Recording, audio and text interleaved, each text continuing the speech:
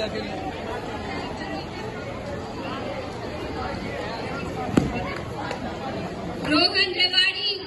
Rohan from Rewari, नैतिक from Panipat.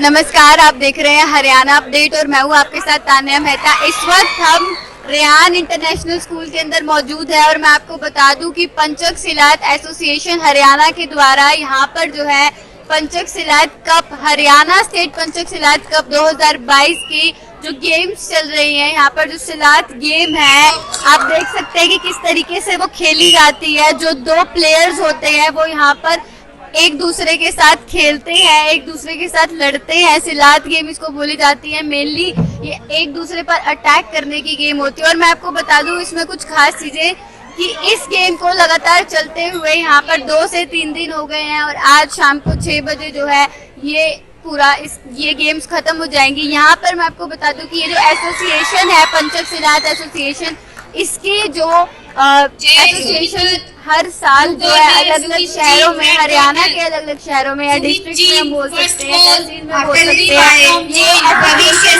Cup arrange करवाते हैं। और आज यहाँ पर ये कप अरेंज कराया गया है हिसार में रेयान इंटरनेशनल स्कूल जो कि बालक चोपता के पास है, वहाँ पर करवाया गया है। और यहाँ पर एक खास बात मैं आपको बता दूं कि पूरे हरियाणा के लगभग 17 जिलों से 650 खिलाड़ी, जी हाँ आपने बिल्कुल सही सुना है, 17 जिलों से 650 लगभग खिलाड़ी यहाँ पर प्रतियोगिता में पार्ट लेने के लिए, खेलने के लिए आए हैं। एक दौर ऐसा भी आया था जब इस गेम के बारे में, सिलाट के बारे में लोगों को नेशनल स्कूल जो कि बालक चोपता के पास है वहाँ पर करवाया गया है। और यहाँ पर एक खास बात मैं आपको बता दूं कि पूरे हरियाणा के लगभग 17 जिलों से 650 खिलाड़ी, जी हाँ आपने बिल्कुल सही सुना है, 17 जिलों से 650 लगभग खिलाड़ी यहाँ पर प्रतियोगिता में पार्ट लेने के लिए, खेलने के लिए आए हैं। एक दौर ऐसा भी आया था जब इस गेम के बारे में, सिलाट के बारे में लोगों को इतनी नॉलेज नहीं थी, इतना पता नहीं था, लेकिन आप देख सकते हैं कि इस गेम को इस एसोसिएशन के द्वारा इतना ज़्यादा प्रोत्साहित किया गया, इतना ज़्यादा बढ़ावा दिया गया है कि आज यहाँ पे अलग अलग जिले से 650 बच्चे यहाँ पर लगभग पहुँचे हैं। सिर्फ बच्चे ही नहीं, यहाँ पर हमारे देश के, हमारे हरियाणा के, हमारे इंडिया के जो बेहतरीन खिलाड़ी हैं, बेहतरीन प्लेयर्स हैं, बबीता फोगाट और योगेश्वर दत्त, वो भी एज अ गेस्ट यहाँ पर पहुंचे हैं। तो एक बार अभी हम उनसे बात करेंगे और जानेंगे कि उनका इस गेम्स को लेकर क्या कहना है। लेकिन आप देख सकते हैं कि हमारे देश में पहले साइलेंस को इतनी ज़्यादा महत्वता नहीं दी जाती थी, पहले बच्चे इतने ज़्यादा नहीं खेलते थे। अभी आप मेरे साथ लाइव तस्वीरें देख सकते हैं, लाइव मैच होते हुए देख सकते हैं कि रेयान इंटरनेशनल स्कूल के अंदर आज पैनकेक जो है पैनकेक सियात, तो इसके लिए आज स्टेट चैंपियनशिप हो रही है। तो और उसके स्टेट चैंपियनशिप के उद्घाटन स्तर में आज हम आए हैं, तो सभी खिलाड़ियों का मैं स्वागत करती हूँ। और आज अध्यक्ष जी हमारे तीरथ राणा जी हमारे साथ हैं, साथ में ओलंपिक मेडलिस्ट योगेश्वर दत्त जी हमारे साथ हैं। तो बड़ा अच्छा लग रहा है, यहाँ से खिलाड़ियों को प्रेरणा मिलेगी। जी, आप युवाओं को किस बारे में ज़्यादा उत्साहित करते हैं? जैसे महिलाओं को खेल में भागीदारी ज़्यादा रहती है, उसके लिए आप क्या कर रहे हो? देखिए, महिलाओं के लिए हो चाहे खिलाड़ियों के लिए हो, हमेशा उनको मोटिवेशन की जरूरत होती है। और खिलाड़ी जो है वो अपने दिन रात मेहनत करती है, उनको भी प्रेरणा की जरूरत होती है, एक अच्छा मार्गदर्शन की जरूरत होती है, जो हम हमेशा करते रहेंगे। योगेश जी, एक अच्छे स्पोर्ट्समैन को किन किन चीज़ों की ज़रूरी है ध्यान रखना? देखिए, सबसे पहले तो यहाँ पे हम आज आए हैं रेयान इंटरनेशनल स्कूल में। यहाँ पे जो चैंपियनशिप चल रही है, स्टेट चैंपियनशिप, इसके उद्घाटन में महिला बाल विकास की चेयरमैन और दंगल गर्ल से मशहूर हैं, महिलाओं के लिए आदर्श हैं हमारे तीरथ राणा अध्यक्ष भारतीय जनता पार्टी के सोनीपत से। और इस उपलक्ष्य में आज मैं सभी से यही कहूँगा कि अनुशासन बहुत ज़रूरी है सभी के लिए, बात हो चाहे शिक्षा की हो, खेलों की हो, कहीं हो, अनुशासन बिना हम आगे नहीं बढ़ सकते। और यहाँ पे जितने खिलाड़ी आए उन सबको एक ही बात कहूँगा कि खेल भावना बहुत ज़रूरी है, अनुशासन बहुत ज़रूरी है अगर आपको आगे बढ़ना है तो। और एक सबसे जो बड़ी और अहम बात यह है कि आपका गोल क्या है, आपका सपना क्या है, उसको पूरा करने के लिए आपको मेहनत ज़रूरी है और इसमें कोई शॉर्टकट नहीं है। और आज यहाँ पे मैं हिसार डिस्ट्रिक्ट एसोसिएशन को बहुत बहुत शुभकामनाएं देता हूँ। शिलाट से जुड़े हुए जितने भी, पंचक शिलाट से जुड़े हुए जितने भी यहाँ पे अधिकारी हैं, ऑफिशियल हैं, कि वो खेलों को आगे बढ़ाने में अपना अहम योगदान दे और हिंदुस्तान को खेल महाशक्ति बनाने में आगे आएँ। और ये गेम है, ये जो पंचक शिलाट है, ये एशियन गेम्स में है, कोई वैसा गेम नहीं है कि कोई वैसी लॉबी किसी ने अपनी बॉडी बना दी हो। कोई चीज़ अगर एशियन गेम्स में है तो वो ओलंपिक में भी कभी ना कभी ज़रूर आएगी। तो ये बड़े अच्छी बात है और बड़ा मुश्किल खेल है ये। मैंने 2 बार एक प्रोग्राम में गया भी हूँ मैं। ये जितना मुश्किल इसका नाम है पंचक शिलाट, उतना ही मुश्किल ये खेल है, बड़ा कठिनाई बड़ा है और आत्मरक्षा के लिए भी बड़ा अच्छा है ये। इसलिए आज सभी को शुभकामनाएं और मैं खिलाड़ियों को शुभकामनाएं देता हूँ और उनके उज्जवल भविष्य की कामना करता हूँ। तो बच्चे अपने फेलियर्स को किस तरीके से ले? बच्चे जब फेल हो जाते हैं तो ऐसा होता है कि वो खेलना छोड़ देते हैं, उनका कॉन्फिडेंस कम हो जाता है। देखिए, फेलियर हर कोई होता है, चाहे हम लगा लीजिए, कोई भी जो अगर सफल हुआ है तो कहीं ना कहीं उन्होंने फेलियर्स को जरूर फेस किया है। आप ऐसे नहीं कि किसी भी चीज़ में चले गए और आप तभी आपको सफलता मिलेगी, लेकिन फेलियर को मतलब हार को हार मान के नहीं बैठना चाहिए, उसको हमें एक पॉजिटिव रास्ते में लेना चाहिए और पॉजिटिवली लेना चाहिए कि हमारे अंदर कहाँ कमी है, उसको सुधारने की जरूरत है और आगे बढ़ने की जरूरत है। सफलता हमें तभी मिलती है जब हम निरंतर मेहनत करते रहते हैं, रुकते नहीं हैं। निरंतर मेहनत जब कोई भी हो, XYZ जो भी कोई करता है वही सफलता की ओर जाता है। आपकी गेम्स को लेके प्रैक्टिस कैसी चल रही है? देखिए, मेरे गेम्स को लेके तो प्रैक्टिस अब दूसरी प्रैक्टिस चल रही है जी। राजनीति जी, मैम अगर बात की जाए, आपको देख करके हरियाणा में नहीं पूरे हिंदुस्तान के अंदर लड़कियों में एक उत्साह पैदा हुआ था क्योंकि आप दंगल गर्ल्स रही है जी। सेल्फ डिफेंस को लेकर के आप क्या कहना चाहेंगे, एक नॉर्मल लड़की और एक स्पोर्ट्समैन लड़की के लिए? देखिए, सेल्फ डिफेंस के लिए अगर मैं बात करूं तो महिलाओं के लिए स्पोर्ट्स बहुत ज़रूरी है। आज जो कॉन्फिडेंस हमारे अंदर आया है तो वो सिर्फ और सिर्फ हमारे गेम ने दिया है और आज जो पहचान है वो भी सिर्फ और सिर्फ गेम की वजह से है। तो ये नहीं कि गेम की वजह से, जो एक पहले एक कहावत थी, पढ़ोगे लिखोगे बनोगे नवाब, खेलोगे कूदोगे तो बनोगे खराब, लेकिन आज वो कहावत चेंज हो गई है कि पढ़ोगे लिखोगे बनोगे नवाब, खेलोगे कूदोगे तो भी लाजवाब बनोगे आप। तो इसलिए ये धारणा तभी बनी है कि खिलाड़ियों ने अपनी मेहनत के दम पे दिखाया कि इसके अंदर भी भविष्य है खिलाड़ियों का।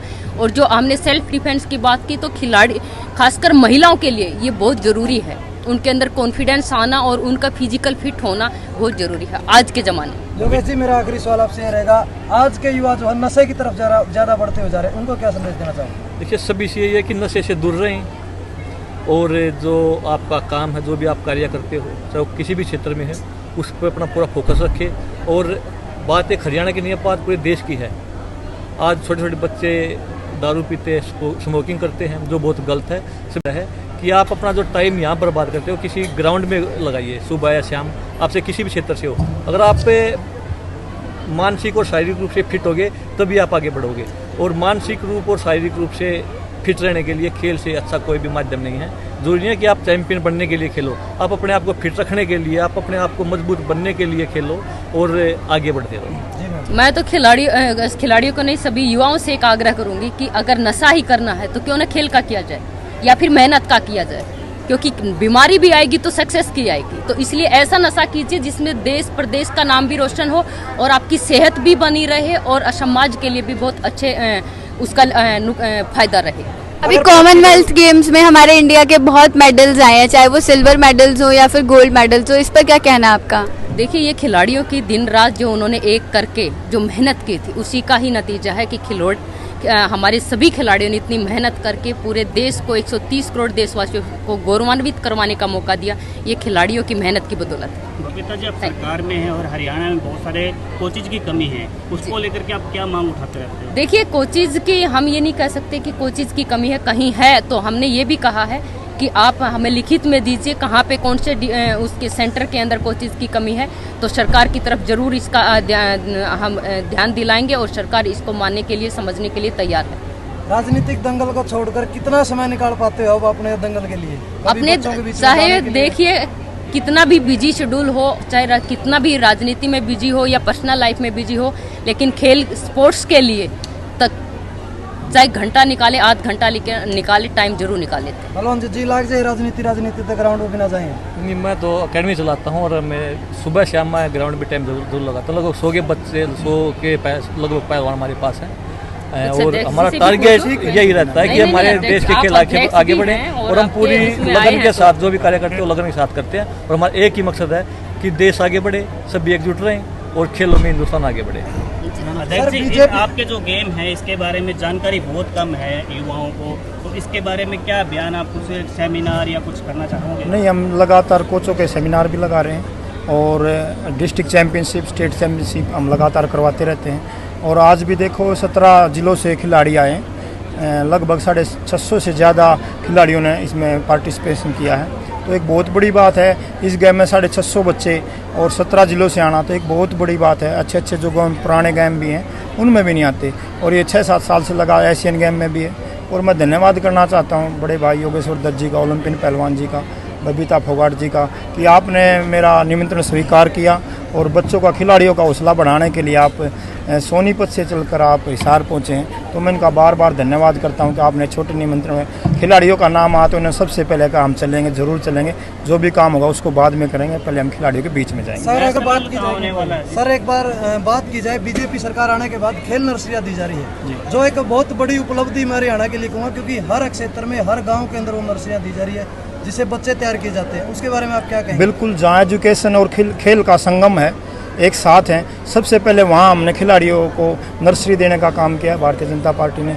और ये नर्सरियाँ भी आधी ही हुई हैं और चिन्हित की जा रही हैं जहाँ जहाँ ज़रूरत है और जहाँ जहाँ से बच्चों के लिए रिक्वायरमेंट जा रही है खिलाड़ियों की, वहाँ भी 1100 से भी ज़्यादा खेल नर्सरियाँ पूरे हरियाणा प्रदेश में दी जाएंगी। और ये मानता हूँ कि मैं खेल जगत में एक निर्णायक साबित होगा। जिस तरह से ओलंपिक में, कॉमनवेल्थ में हमारे मेडल आने लग रहे हैं, नीचे ग्राउंड रूट से बच्चे और तैयार होंगे और आगे बढ़ेंगे, देश का नाम रोशन करेंगे। खेल नर्सरियों से कितना रिजल्ट मिलने वाला है हमारे को? हमारे बिल्कुल, देखिए हम एक लेवल पे पहुंच जाते हैं तो हम भी ये कहते हैं कि हमने खिलाड़ियों के लिए ये किया, लेकिन मैं जब खिलाड़ी जब संघर्ष करते हैं वो ग्राउंड लेवल से है और इसीलिए सरकार ने ग्राउंड लेवल के ऊपर उस खेल को समझने के लिए खेल नर्सरियां दी हैं, ताकि वहाँ से जब हमारे खिलाड़ी वहाँ से निकलें और वहाँ से तैयार करके हम जब सीनियर लेवल पे आए तो वो एक अच्छा खिलाड़ी के रूप में तब तक कहते हैं ना कि हीरा बन के तैयार हो जाता है। तो वो हीरा बनाने का काम हमारी सरकार कर रही है और जो कि हमारे जूनियर और कैडेट खिलाड़ियों के लिए बहुत इम्पोर्टेंट है और उनके खेल के अंदर विकास के लिए ये खेल नर्सरियाँ बहुत अहम योगदान है। और वहाँ से तैयार करके हम जब सीनियर लेवल पे आए तो वो एक अच्छा खिलाड़ी के रूप में तब तक कहते हैं ना कि हीरा बन के तैयार हो जाता है। तो वो हीरा बनाने का काम हमारी सरकार कर रही है और जो कि हमारे जूनियर और कैडेट खिलाड़ियों के लिए बहुत इम्पोर्टेंट है और उनके खेल के अंदर विकास के लिए ये खेल नर्सरियाँ बहुत अहम योगदान है। योगेश जी, अगर खेल नर्सरी की बात करें, जिस समय पे आप प्रैक्टिस करते थे शायद अपने घर के हिसाब से आप प्रैक्टिस करते थे, क्योंकि आपको उस समय पर ही डाइट की बात की जाए या फिर एक अच्छे कोच की बात की जाए तो अपने आप वो करना पड़ता था, लेकिन अब सरकार ये चीज़ दे रही है तो इसका कितना असर पड़ेगा और कितना फ़ायदा हमारे को मिलेगा? देखिए, मैं हमेशा बोलता आया हूँ कि ग्रास रूट होना, मजबूत होना बहुत ज़रूरी है। अगर हमें खेलों में महाशक्ति बनना है, जब तक हम ग्रास रूट पे काम नहीं करेंगे, जो बच्चे गाँव से निकलते हैं, गरीब परिवार से निकलते हैं, उनकी तरफ अपना फोकस नहीं करेंगे, तब तक हमें वो हासिल नहीं कर सकते जो हम चाहते हैं। और वो हासिल होगा हमें ग्रास रूट से ही। और अभी जो बच्चों को नर्सरियाँ 1000 नर्सरियाँ दी गई हैं, ये लगभग ये सभी ग्रास रूट पे दी गई हैं, गांव में दी गई, स्कूलों में दी गई हैं। और जिनको फ़ायदा, गरीब जो परिवार के बच्चे हैं उनको फ़ायदा मिलेगा कि कहीं पे 2000 रुपये हैं, कुछ इस तरीके से, जिसमें 4000 रुपये, 4500 रुपये हैं कुछ नर्सरियों के, उसमें बच्चों की डाइट का अच्छा होगा। और एक लेवल पे पहुँचने के बाद तो जब बच्चा इंडिया कैम्प में पहुँच जाता है, वो चाहे अंडर 17 या अंडर 15 लेवल में हो, इंडिया कैम्प में पहुँचने के बाद उसको किसी चीज़ की कमी नहीं रहती, ना डाइट की उसको पास स्पॉन्सर भी मिलते हैं। पर गाँव में जो बच्चे होते हैं, ट्रेनिंग करते हैं, उनको वो चीज़ें नहीं मिलती। इस नर्सरी का सबसे ज़्यादा फायदा ये होगा कि जो गरीब परिवार से बच्चे, और सभी गरीब परिवार से ही करते हैं, आप किसी को उठा के देख लीजिए, अभी कॉमनवेल्थ गेम्स की बात है, ओलंपिक की हो, सभी का आप अगर बायोडाटा देखोगे, उनका पास्ट देखोगे तो वो गरीब परिवार से निकले हुए बच्चे हैं और वहीं पे मदद करने की जरूरत है। इसका फ़ायदा ये होगा कि जो गरीब परिवार से बच्चे हैं, उनकी डाइट का उनको हर महीने उनके खुराक के डाइट के पैसे मिलेंगे, जिससे वो अपने अच्छी तरीके से मेहनत कर सके और डाइट खा सकें, जिससे वो उनको आगे बढ़ने में मदद मिले। उसके बाद फिर वो इंडिया कैम्प में आते हैं, राष्ट्रीय चयन टीम में उनका चयन होता है, तो उनको और ज़्यादा सुविधाएं मिलती हैं। और पर मेन चीज़ है कि जहाँ पे शुरुआत है वहाँ पे हमें जो सुविधा मिलनी चाहिए वो होनी चाहिए। काफ़ी सुधार हुआ है, पर इस पे सुधार हमेशा करते रहेंगे, सुधार की गुंजाइश हमेशा रहती है। इसमें अभी 1000 है तो 1000 से 1500 2000 तक भी ये चीज़ें पहुँचेंगी। आखिर में जाते जाते जो बच्चे यहाँ पर आ जाए हैं उन्हें आप क्या मैसेज देना चाहेंगे? सभी खिलाड़ियों को बस यही मैसेज देना चाहूँगी कि हार हो या जीत, बस अपना 100% देना है। ये मत सोचना कि हार होगी या जीत होगी, जो भी होगा अच्छा होगा। हारने वाले को हार को गले नहीं लगाना और जीतने वाले को जीत सिर पे नहीं बैठाना। बस देख सकते हैं कि यहाँ पर जो है अभी नई फाइट शुरू होने वाली है। ये दो बच्चे जो है, इनमें से एक बच्चा जो पानीपत से है और एक बच्चा जो है फतेहाबाद से मौजूद है, और आप इनकी लाइव फाइट देख सकते हैं हमारे चैनल पर जो है कि किस तरीके से यहाँ पर जो और भी खिलाड़ी मौजूद हैं, चाहे स्कूल के बच्चे बोले या और शहरों के खिलाड़ी और गांव के खिलाड़ी बोले, वो एक दूसरे को इतना ज़्यादा प्रोत्साहित कर रहे हैं। अभी इस वक्त हमारे साथ जो है इस एसोसिएशन के जो सेक्रेटरी हैं वो मौजूद हैं, इसके साथ साथ रेयान इंटरनेशनल स्कूल के प्रिंसिपल व मैनेजमेंट डायरेक्टर हमारे साथ मौजूद है। तो चलिए एक बार इनसे बात करते हैं और जानते हैं कि सर ये एसोसिएशन ने जो करवाया है, गेम्स करवाए, इस गेम्स की पहले वैल्यू नहीं होती थी इतनी, लाइक लोग आज के टाइम में भी इतना नहीं जानते हैं इस गेम के बारे में, तो ये वैल्यू इससे बढ़ जाएगी गेम्स की। लाइक यहाँ पे जितने भी स्टूडेंट्स आए हुए हैं इनको भी पता चलेगा कि हाँ इस टाइप के भी कोई गेम होती है, और सेल्फ डिफेंस में भी ये गेम हेल्प करेगी। तो इस पर क्या कहना है आपका? मैम बिल्कुल सही कहा आपने। सबसे पहले तो मैं आपके चैनल हरियाणा अपडेट को धन्यवाद देता हूँ, आप एक कवरेज करने के लिए यहाँ पे आए हो। ठीक है, मैं कहना चाहूँगा कि इस गेम को 2016 के बाद एक अपनी पहचान मिली थी। इस पेंचक सिलात एसोसिएशन हरियाणा के अध्यक्ष श्री तीर्थ राणा जी हैं, जिनकी अध्यक्षता में इस गेम को हरियाणा में नई पहचान मिली है। आज हमारा जो पेंचक सिलात गेम है ये इंडोनेशियन मार्शल आर्ट है, जो हरियाणा सरकार से, हरियाणा ओलंपिक से, ministry of youth affair India से, साइज से, हर जगह से रिकॉग्नाइज गेम है। 2018 एशियन गेम में भी हमारे काफ़ी बच्चे एशियन गेम में पार्टिसिपेट किया था।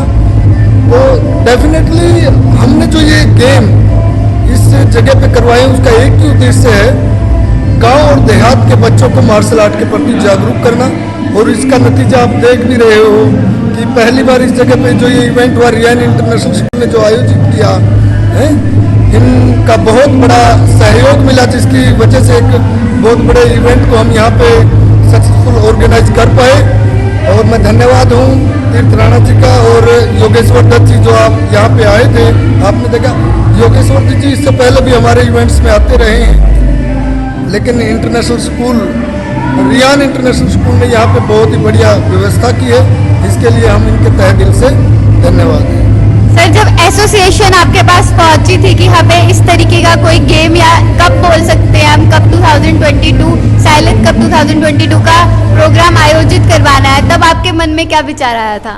एक्चुअली मैम ये है गेम के प्रति आज बहुत ही बढ़ावा दे रहे हैं, सभी स्कूल बढ़ावा दे रहे हैं, और गेमों से बच्चे का हम ओवरऑल डेवलपमेंट भी कर सकते हैं। मेनली मोरल जो एजुकेशन होती है ना, वो एक गेम के थ्रू दे सकते हैं हम, क्योंकि एक गुरु के प्रति जो एक शिष्य का जो देखते हैं मान सम्मान, वो खेलों में बहुत ज़्यादा देखने को मिलता है। उसी के साथ अगर बात करें हेल्थ की, तो कोई भी गेम अगर हम लें तो जिससे हमें बच्चों के हेल्थ पर सीधा इफेक्ट पड़ता है। तो विनोद जी जब हमारे पास ऐसा प्रपोजल लेकर आए और कहा है कि इन्होंने जो हमारा गेम है वो गांव-गांव तक पहुंचाना चाहते हैं, तो इनके कॉल पे हमने उसी से मैं इसको यस कर दिया कि हम ऐसे ऐसे गेम को ऑर्गेनाइज कर सकते हैं, हमसे जो मदद होगी हम करने के लिए तैयार हैं। तो ये गेम स्टार्ट कब हुए थे? आज से? ये 26 तारीख को सभी बच्चे इधर विद्यालय में पहुँच चुके थे। सुबह 6 बजे हमने गेम का शुरुआत कर दी थी और आज शाम 6 बजे तक गेम चलेंगे। गेमों का जो समापन है वो 28 तारीख को रहेगा। कितने जिले से यहाँ पर जो है बच्चे पहुँचे हैं यहाँ पर प्रतियोगिता में पार्ट लेने के लिए? मैम हरियाणा के 17 जिलों के 650 से ज़्यादा खिलाड़ी और 70 से ज़्यादा ऑफिशियल यहाँ पे इस पेंचक सिलात हरियाणा कप में भाग लेने के लिए पहुँचे हैं। तो मैं सभी जिलों से आए प्रतिनिधि और प्रतिभागी सभी का धन्यवाद करता हूँ। बच्चे कितने एक्साइटेड थे? स्कूल में पहली बार ऐसा कुछ आयोजित हो रहा है, गेम्स होने वाली है, बच्चे कितने ज़्यादा एक्साइटेड थे? मैम देखिए बच्चे तो एक्साइटेड होंगे ही, क्योंकि शायद पहली बार देहात के अगर एरिया की हम बात करते हैं तो पहली बार ये गेम है ये गांव के इस धरती पर पहुंचा है। इससे पहले और गेम होते रहे, जैसे एथलीट मीट है, रेस हो गया, 1200 मीटर है, 1600 मीटर है, जंप है, लॉन्ग जंप है, लेकिन ये एक अलग तरीके का गेम है। अभी तक मतलब गांव के बच्चे इससे अछूते थे, उन्होंने आज तक इसके बारे में बहुत कम जानकारी थी। इसलिए हमने इस प्रपोजल को यस किया था कि हमारे बच्चे और खासकर इस देहात के एरिया के बच्चे इस खेल के बारे में जान सकें। तो कुछ मुश्किलें आई या सब इजीली हो गया? मुश्किलें तो देखो, अगर इतना बड़ा आयोजन आप हरियाणा, पूरे हरियाणा प्रदेश के बच्चे आज यहाँ पर हैं, तो थोड़ा सा बड़े आयोजन में मुश्किलें तो आती हैं, पर विनोद जी की जो एसोसिएशन और हमारे एमडी सर की मेहरबानी से मतलब सब कुछ हम मैनेज जल्दी कर गए, क्योंकि 3 दिन पहले ही इस प्रपोजल के ऊपर यस हुआ था। और बड़े शुक्रगुजार हैं हम एसोसिएशन के कि उन्होंने हमारे को मौका, और इस 3 दिन के अंदर एसोसिएशन ने भी हमारे कंधे से कंधा मिला करके इस आज के इस आयोजन को सफल करवाने का काम किया। तो स्कूल में खेलों को लेके क्या टीचर्स हैं, क्या बच्चों को खेलों को लेके प्रोत्साहित किया जाता है? क्योंकि अक्सर ऐसे देखा जाता है कि जो बड़े बड़े स्कूल्स होते हैं उसमें पढ़ाई पर ज़्यादा फोकस किया जाता है, बच्चों को खेलों से दूर रखा जाता है। तो आपके स्कूल में क्या खेलों के लिए बच्चों को प्रोत्साहित किया जाता है? प्रोत्साहन तो आपके सामने ही है, ये आप लाइव देख रही है, प्रोत्साहन ही है, मैं तो इसको प्रोत्साहन ही बोलूँगा। और देखो, हर स्कूल की अपनी एक थ्योरी होती है कि वो किसी एक प्रोजेक्ट के ऊपर चलते हैं, एक थ्योरी के ऊपर वो अपना काम करते हैं, लेकिन हमारे यहाँ की जो थ्योरी है वो यही है कि बच्चे के ऑल ओवर डेवलपमेंट के लिए जितनी एजुकेशन ज़रूरी है उतने ही गेम भी ज़रूरी होते हैं। और कुछ कहना चाहेंगे आप जो बच्चे देख रहे हैं अपने स्कूल के माध्यम से या इस एसोसिएशन के माध्यम से? कहना तो मैं ज़्यादा फिर बहुत कुछ अगर लंबा चला जाएगा, और लास्ट में मैं यही कहूँगा कि आप सभी मीडिया प्रभारियों का धन्यवाद है कि आपने भी अपनी दिलचस्पी दिखा करके इसको कवरेज करने का काम किया है। और खासकर जो एसोसिएशन के अध्यक्ष है तीर्थ राणा जी और सेक्रेटरी विनोद जी, हम इनका बार बार धन्यवाद करते हैं ऐसा प्रपोजल देने का। और भविष्य में भी अगर हमारे पास कोई ऐसा प्रपोजल आएगा तो हम उसके लिए भी रहेंगे।